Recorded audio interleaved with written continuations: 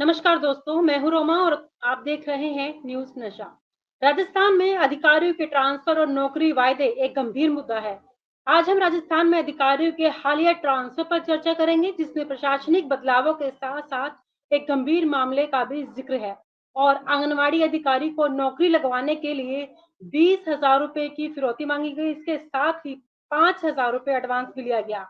ये मामला भ्रष्टाचार का संकेत है और साथ ही आज हम चर्चा करेंगे केंद्रीय मंत्री शेखावत जी को राजस्थान हाई कोर्ट के द्वारा बरी कर दिया गया है। आखिर कैसे की गई इनकी जमानत, इस पूरे मामले की चर्चा करने के लिए आज हमारे साथ मौजूद है सीनियर जर्नलिस्ट गांधी जी। गांधी जी नमस्कार, स्वागत है आपका। बहुत बहुत अभिनंदन, बहुत बहुत स्वागत है आपका।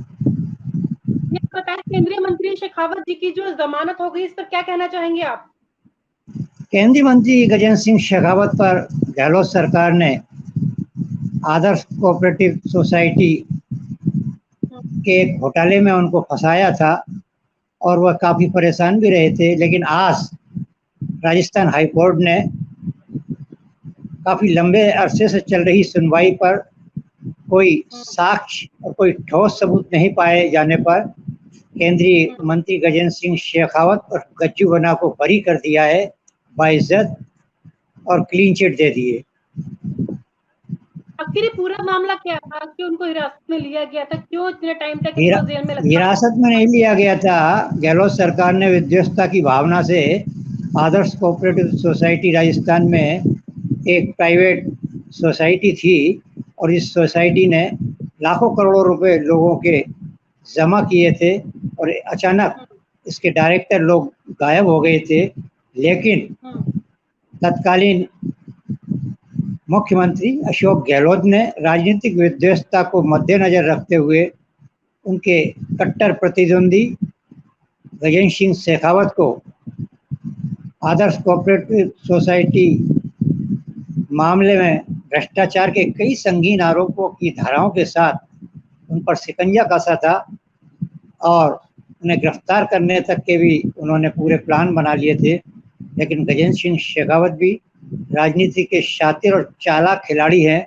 उन्होंने कोर्ट की शरण में जाकर पहले तो अपनी अग्रिम जमानत कराई और फिर उसके बाद मामला चला। मामले में आज हाई कोर्ट की खंडपीठ ने कोई ठोस सबूत नहीं पाए जाने पर उनको बाइज्जत बरी कर दिया है, उन्हें क्लीन चिट दे दी है। मेरा आपसे अगला सवाल ये है कि यहाँ पर आपके राजस्थान में अधिकारियों के ट्रांसफर के पीछे क्या कारण है और क्या ये वास्तव में प्रशासनिक सुधार के लिए किए जा रहे हैं? क्यों किए जा रहे हैं ट्रांसफर लगातार? मुख्यमंत्री भजनलाल सरकार का 9 साढ़े 9 महीने का कार्यकाल हो गया है और उन्होंने 3 बार बम्फर आईएएस, आईपीएस, आरएस के अधिकारियों के ट्रांसफ़र किए हैं और इन ट्रांसफ़रों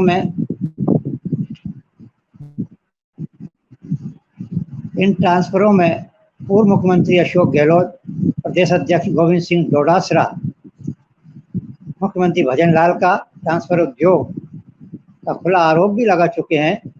लेकिन अभी फिर तीसरे टर्म में भजनलाल सरकार ने थोक में तबादले किए हैं आईएएस, आईपीएस और आरएस के। कुल मिलाकर अशोक गहलोत के कार्यकाल में जो आईएएस और आईपीएस अधिकारी थे वही इस ट्रांसफ़र लिस्ट में भी हैं। कुल मिलाकर भजनलाल सरकार से प्रशासनिक अमला संभल नहीं रहा है और सूबे में हालात काफ़ी गंभीर हैं।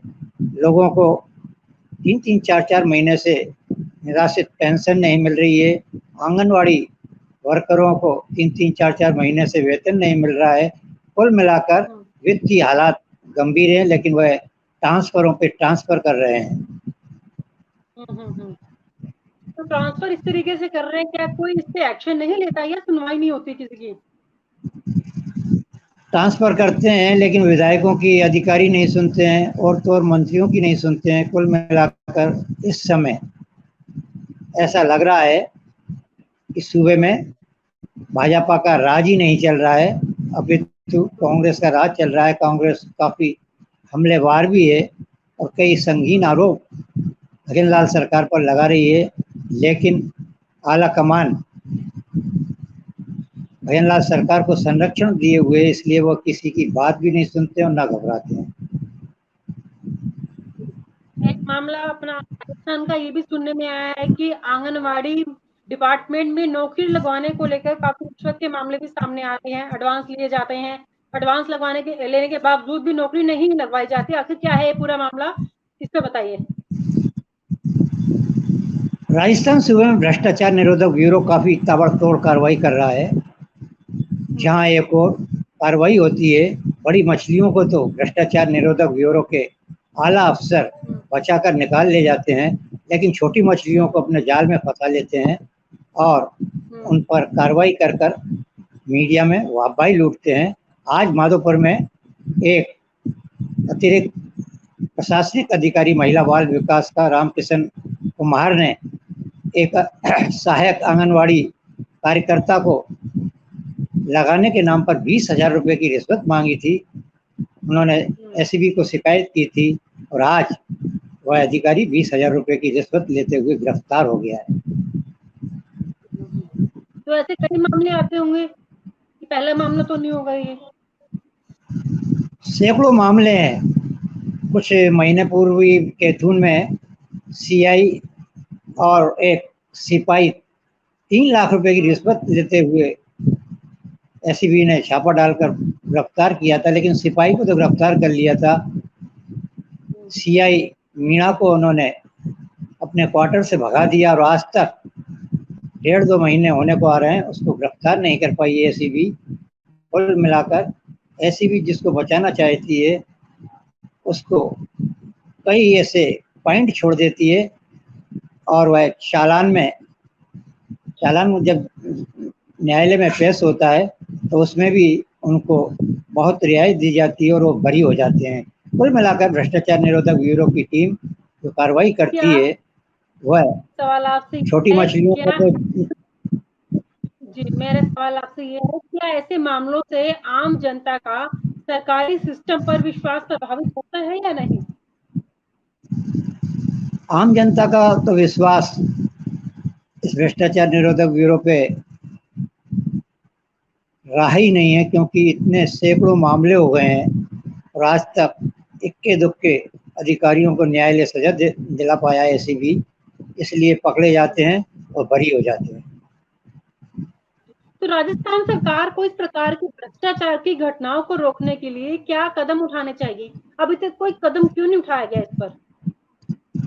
सूबे के मुख्यमंत्री भजनलाल काफी ढींग हाँकते हैं कि हम भ्रष्टाचार को सूबे से नष्ट कर देंगे, जीरो टॉलरेंस पे कार्रवाई करेंगे, लेकिन अभी तक उन्होंने जितने आला अफसर हैं भ्रष्टाचार में फंसे हुए उनकी अभियोजन स्वीकृति नहीं दी है, उनके खिलाफ न्यायालय में चालान पेश करने की अनुमति नहीं दी है। इसलिए लोगों का विश्वास उठता जा रहा है और सरकार भी इस मामले में गंभीर नहीं दिखाई दे रही है। तो क्या लगता है ये मामले सिर्फ एक अधिकारी तक सीमित है या फिर एक व्यापक समस्या को उजागर करते हैं? भ्रष्टाचार निरोधक ब्यूरो के पूर्व डीजीपी सोनी जी ने बड़ी जबरदस्त ताबड़तोड़ कार्रवाइयां की थी। उस समय भ्रष्टाचार पर थोड़ा अंकुश लगा था, जब सरकार के मंत्री और मीणा समाज के दिग्गज नेता पेपर लीक मामलों में सरेआम तथ्यों सहित जानकारी मुख्यमंत्री भजनलाल सरकार को, जिसके वो अंग हैं, जिस पार्टी के वो कद्दावर नेता हैं, पेश कर रहे हैं, उसके बाद भी उनके खिलाफ कार्रवाई नहीं हो पा रही है। जबकि प्रधानमंत्री ने राजस्थान में चुनावों के समय जनता से वादा किया था कि मैं पेपर लीक मामले में मोटी मोटी मछलियों को जेल के अंदर डालूंगा और उन पर कार्रवाई करूंगा, लेकिन भजनलाल सरकार अब कार्रवाई करना तो दूर है, उनको हाथ तक नहीं डाल पा रही है, जबकि उनके मंत्री इस ओर जबरदस्त तरीके से आवाज उठा रहे हैं।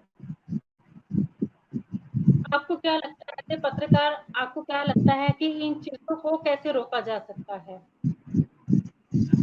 जब तक भ्रष्टाचार निरोधक ब्यूरो निष्पक्ष इकाई के रूप में काम नहीं करेगा, तब तक इन मामलों को रोका जाना बहुत ही मुश्किल है, क्योंकि भ्रष्टाचार निरोधक ब्यूरो ही खुद भ्रष्टाचार में फंसा हुआ है।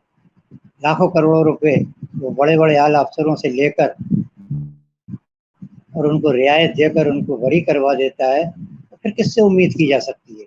और आप हमसे जुड़े रहने के लिए सब्सक्राइब करें YouTube पर, फॉलो करें Twitter पर और लाइक करें Facebook पर। और ज्यादा जानकारी के लिए आपको टाइप करना होगा सिर्फ न्यूज़ नशा।